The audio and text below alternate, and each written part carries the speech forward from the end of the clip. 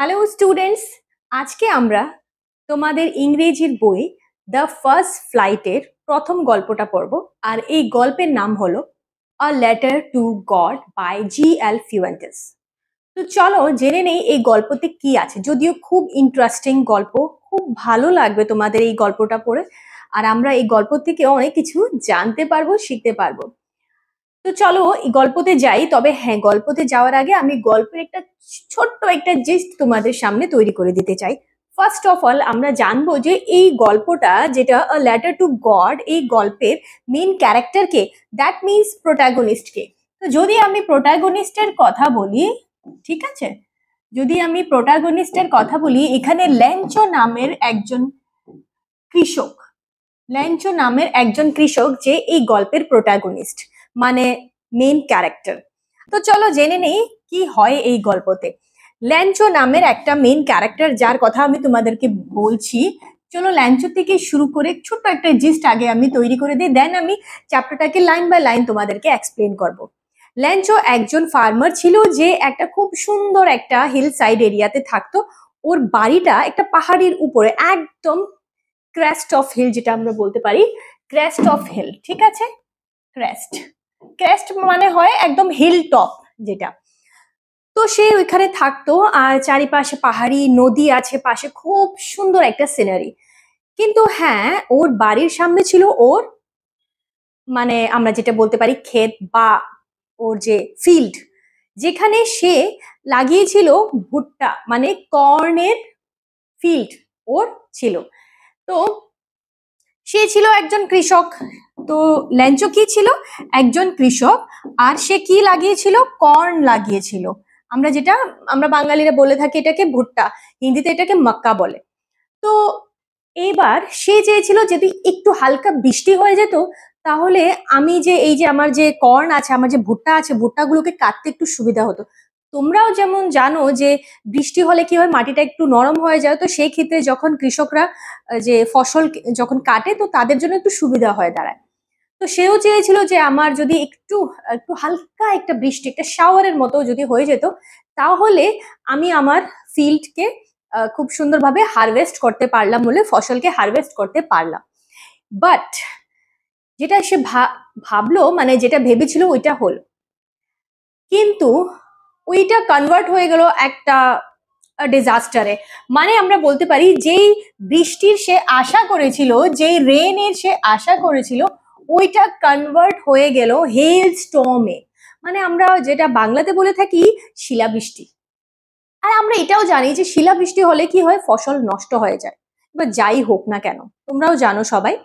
তো খুব সুন্দর একটা হালকা রেনের ভাব ধরেছিল, কিন্তু এটা কনভার্ট হয়ে গেল হেল স্টর্মে, ঠিক আছে। তুফানও আসলো, আর সঙ্গে সঙ্গে শিল পড়া শুরু হলো, খুব বৃষ্টি হলো, আর চারিদিকে শুধু শিল শিল, মানে ওই যে ছোট ছোট বরফের টুকরাগুলো। দেন ওর মন একদম ভেঙে গেল, মনটাও ভেঙে পড়লো। এবার সে ভাবলো সে তো একজন কৃষক, আর পুরোপুরি ওর যে যাই সে লাগাতো, মানে ফিল্ডের মধ্যে, ওটার উপরে পুরোপুরি ডিপেন্ডেন্ট ছিল। এবার সে কি করবে? হ্যাঁ, এবার তোমরা কিছুটা গেস করতে পেরেছো। এবার সে টার্গেট নিল যে আমি একটা চিঠি লিখবো, আর এই চিঠিটা লিখবো আমি ভগবানকে। এবার তোমরা হাসবে যে ভগবানকেও কি কেউ চিঠি লেখে? আসলে এই গল্পের মাধ্যমে বোঝানো হলো যে একটা মানুষ কতটা ফেথফুল হতে পারে টুয়ার্ডস গড, কতটা মানে বিশ্বাস করতে পারে ভগবানকে, যে সে এতটা বিশ্বাসী ভগবানের প্রতি যে ভগবানকে চিঠি লেখলো হেল্প চাওয়ার জন্য। আর এটাই এই গল্পের মেইন থিমটা। কিন্তু আদৌ কি ভগবান ওর হেল্প করে থাকে? আর হেল্প যদি করেও থাকে, তাহলে সে কি লাস্ট অব্দি কি সে হ্যাপি ছিল? এইটাও আমরা জানবো। নাকি ওর সাথে কোনো একটা দুর্ঘটনা আবার ঘটেছিল, বা এটার ক্লাইম্যাক্সটা কি, সব আমরা জানবো। চলো এবার গল্পটাকে আমরা লাইন বাই লাইন দেখে নিই, ঠিক আছে। তো চলো এবার আমরা গল্পতে যাব। সো এখানে তোমরা দেখতে পারছো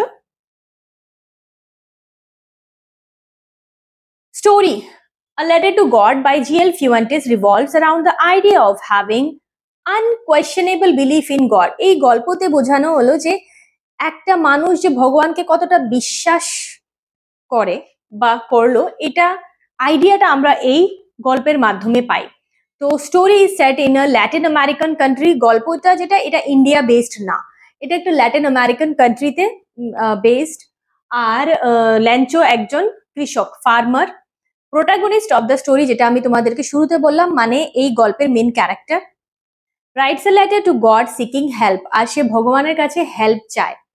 এবার দেখো, his entire crop destroyed by a hailstorm। কি হয়, ওর ফসলটা যেটা ভুট্টা যেটা ও লাগিয়েছিল পুরোটা নষ্ট হয়ে যায়, কেন? শিলাবৃষ্টির কারণে।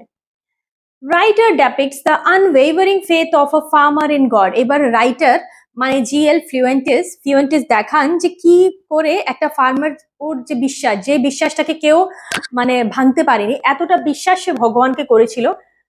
এটাই এই গল্পের মেন কাহিনী বা থিম যেটা আমরা বলবো। তো চলো এবার চলে যাব আমরা এক্সপ্লেনেশনে, ঠিক আছে? তো এক্সপ্লেনেশনে যাওয়ার আগে আমি এক দুটো ওয়ার্ডস তোমাদেরকে বলে দেবো, কারণ দেখো আমরা ইংরেজি পড়ি, কিন্তু অনেক সময় কি হয়, কিছু ওয়ার্ডসও সবগুলোর মিনিং অনেক সময় জানা থাকে না তোমাদের।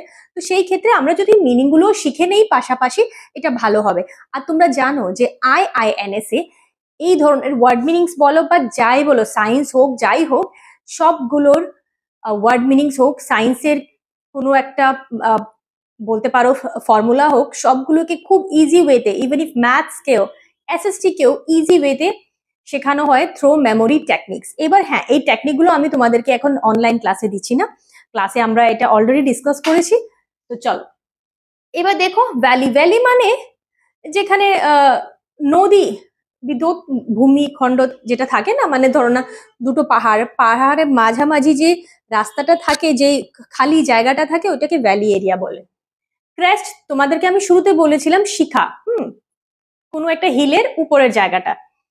রাইপ মানে পাকা। হারভেস্ট মানে সংগ্রহিত ফসল, মানে যেই ফসলকে কাটা হবে। ডাউনপোর এখানে মানে ইয়েস, হেভি রেনকে বোঝানো হয়েছে। ইন্টিমেটলি মানে ক্লোজলি। তো দেখো গল্পটা শুরু হয় ওর বাড়ির যে ওর যে যেখানে সে থাকে ওই জায়গাটার খুব সুন্দর এক্সপ্লেনেশন দেওয়া আছে এটার মধ্যে। So the house, the only one in the entire valley, sat on the crest of a low hill from this height. এবার যে বাড়িটা, ওর বাড়িটা কোথায় ছিল?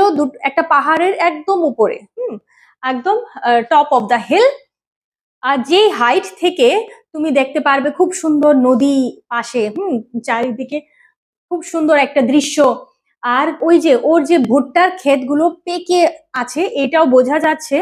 আর এটা বোঝাচ্ছে যে এখন যদি সে এগুলোকে হারভেস্ট করে বা কাটে ফসল, মানে যে ভুট্টা যে তৈরি হয়ে আছে পাকা সব একদম, এখন খুব ভালো ওর মানে এটা দিয়ে ইনকাম আসতে পারে। তো এটাও দেখা যায় ওর বাড়ির থেকে।